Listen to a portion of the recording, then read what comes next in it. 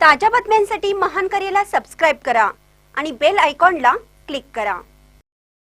चंदगड बसस्थानकात 5 नवीन एसटी बसेसचा लोकार्पण सोहळा। चंदगड बसस्थानकात आलेल्या 5 नवीन एसटी बसेसचा लोकार्पण सोहळा संपन्न झाला। या लोकार्पण सोहळ्यासाठी आमदार शिवाजीराव पाटील उपस्थित होते। यावेळी आमदार शिवाजीराव पाटील म्हणाले, चंदगड तालुका हा वाड्या वस्त्यांनी तयार झालेला आहे।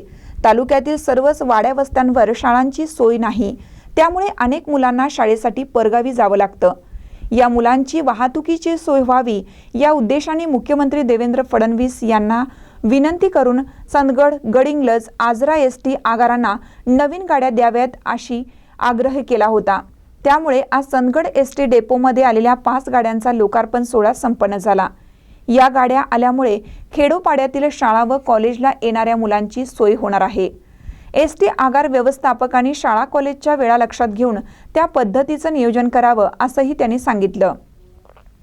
यावेळी माजी जिल्हा परिषद सदस्य सचिन बल्लाळ, मंगेश चिवटे, रवींद्र बांदिवडेकर, अनिल शिवनगेकर, वाहतूक नियंत्रक सतीश पाटील, जयवंत सुतार, अंकुश गवस, आमय सबनीस, कलिंग मदार, अशोक गडदे, नंदकुमार गावडे व एसटी आगारातील चालक, वाहक व कर्मचारी वर्ग उपस्थित होता।